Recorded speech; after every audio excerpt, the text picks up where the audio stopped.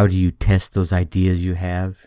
And what's the best way to recognize a fantastic idea? Stay tuned and find out. Welcome. Okay, here's the question. You serious? How are we dark horses? You know, the ones everyone is betting against, the ones they don't expect to win, place, or even show on the track, and they'll even laugh on us when we talk about trying. How do we show the world our greatness and triumph? Come on. Well, that's the question, and this podcast will give you the answers. Let's go. This is The Dark Horse Entrepreneur. My name is Tracy Brinkman. And push it up. What's up, my Dark Horse friends and family? Welcome back to your ongoing dose of idea vetting learning.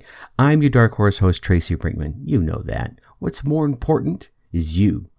You are a driven entrepreneur, or perhaps you're one in the making. Either way, you're here because you're ready to start, restart, kickstart, or just start leveling up with some great marketing, personal, or business tips and results in order to build that beautiful business of yours into the empire it absolutely deserves to be. And that's why I'm here hitting you with yet another solo success episode coming to you straight from the Dark Horse HQ. But you know all that. I don't need to babble on about that. But before we do get kicked off into this idea verification, checking out the 5 traits of amazing ideas, I want to make sure you're getting the value from these shows, right? You are getting value from these episodes. I can kind of feel you nodding your head out there. And if you are, please go on down there, hit that subscribe button. Go ahead and leave us a 5-star rating and leave us some kind words in the reviews. Ask a question, leave some comments, leave some suggestions. Maybe there's a guest you think we should bring on the show. These subscribes, ratings, and reviews are your way of telling those podcast platforms out there that you are getting some value out of this show. And that gives us a little lift in the algorithm so that we can reach more entrepreneurs just like you. So please, if you're getting that value, take a moment, show the love, and help spread the word. I appreciate you. All right, so you're sitting there. Maybe you've got the Word document or Google Docs open on your screen, and that cursor is just laughing as it blinks. And you're trying to come up with the next new idea, or maybe your first new idea when it comes to your entrepreneurial journey. I don't know, maybe you're trying to write a book. Maybe you're working in Cubicle America and you've got to come up with some idea for them. And you sit down and you start writing and you jot down this idea and you jot down that idea. But you're not sure which ones are the best. How do you test the ideas you have? How do you recognize which one of those many ideas that you jotted down is a fantastic idea? What is the quickest way to find out? Well, you can ask yourself, do your ideas have any of the traits that we're going to be talking about today? And we're going to be focused on 5 of them specifically. And the first one is, does your idea fill a specific niche, right?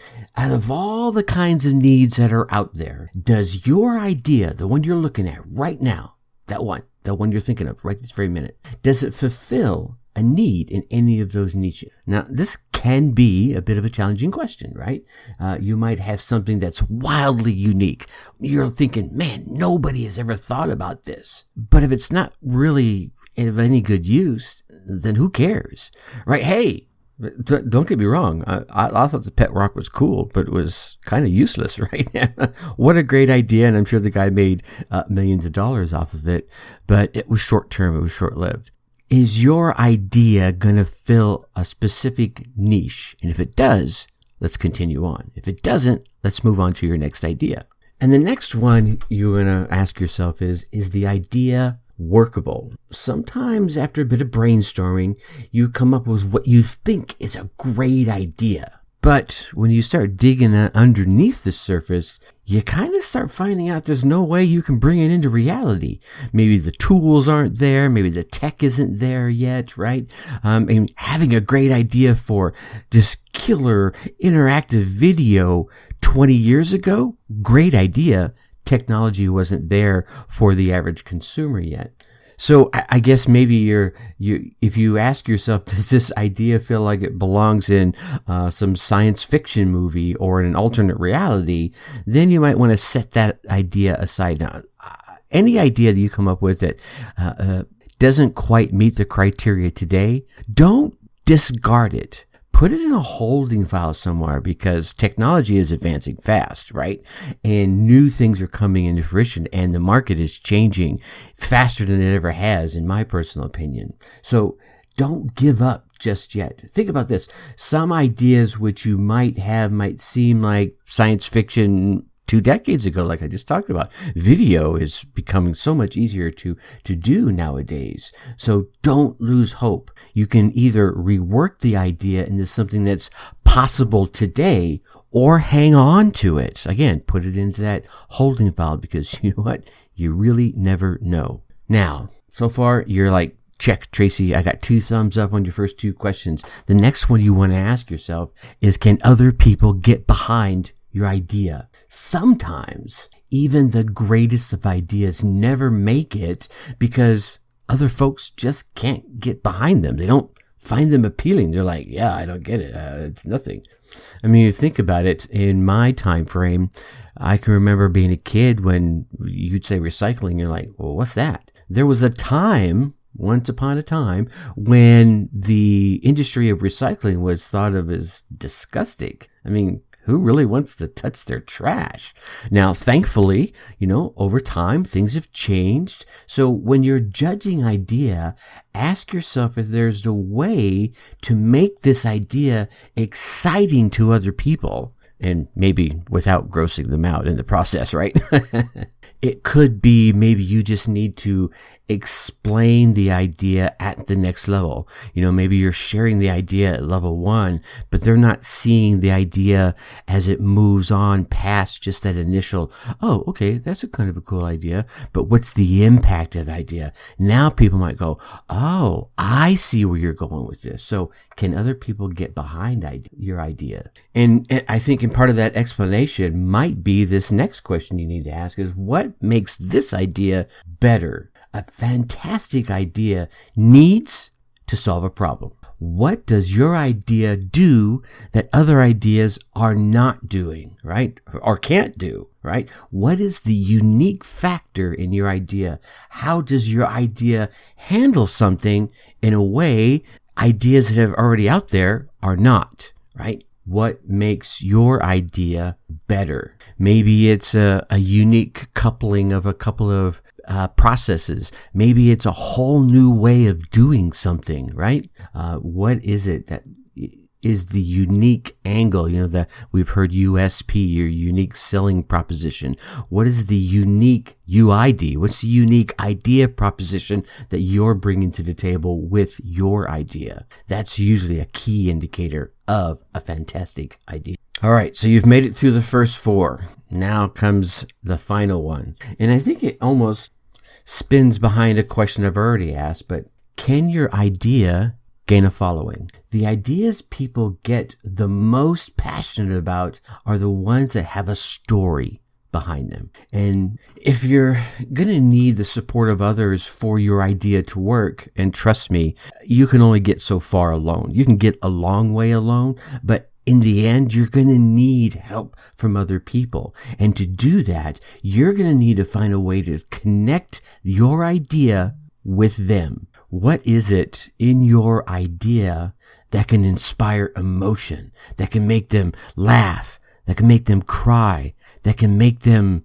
just feel awe, right? What will make people want to share that idea with their friends and their family and their coworkers? Heck, what will make them want to share that idea with a complete stranger because it just moves them that much?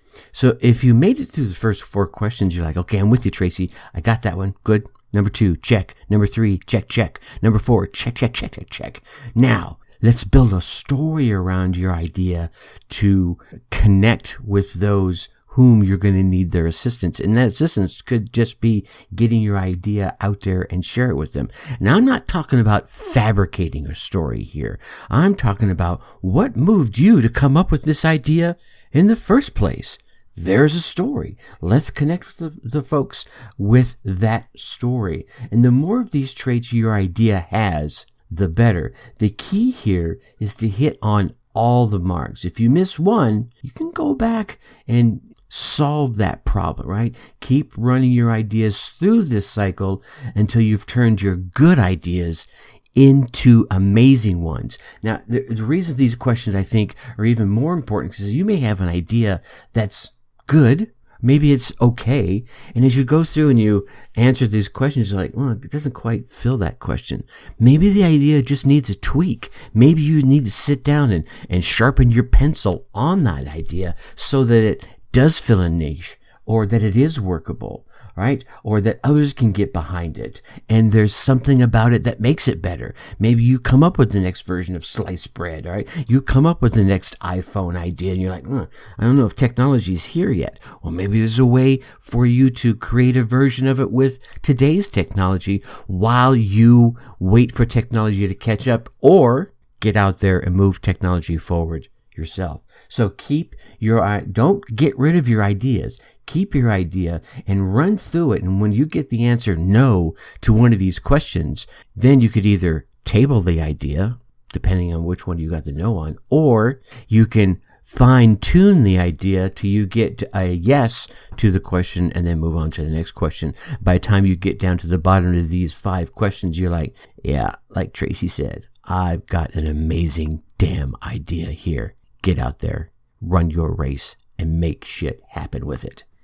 All right, my Dark Horse friends and family, that wraps up another amazing week here at the Dark Horse HQ. Oh, and by the way, if you're looking for some help with your podcast, right? Maybe you've been thinking about launching one. Maybe you have one and you're sick and tired of doing that editing and the promotion and just sucking up all the time, and all you want to do is show up on the mic. Or maybe you're looking to monetize your podcast.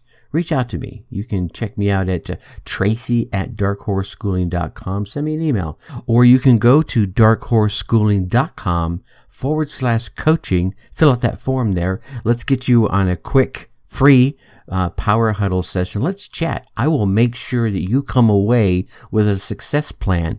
No charge. It's my way of paying it forward. Again, that's darkhorseschooling.com/coaching. Let's see how I can be of service to you and help you start, restart, or kickstart your business or your podcast. Now, again, like I mentioned earlier, I know you want to keep getting all the amazing value from these daily success tips and the amazing interviews I'm looking up to bring you here. So please go down there, hit that subscribe button while you're there. That's right. Leave us a 5-star rating. Drop some kind words in the reviews so that you're telling those podcast platforms out there how awesome you think we are, so that they'll lift us up a little bit in the rankings so that we can reach more driven entrepreneurs just like you. So please take a moment. Show the love. I appreciate you. All right. Again, you get out there, you run your race, you get your results, and then come back here, share them with me. Send me that email. Let me hear about them. Come to the Facebook group, share them with me there. I want to celebrate with you. Until next time, think successfully and take action. Thank you for listening to the Dark Horse Entrepreneur Podcast. Thanks for tuning in. Check us out at www.darkhorseschooling.com. All right. My name is Tracy Brinkman.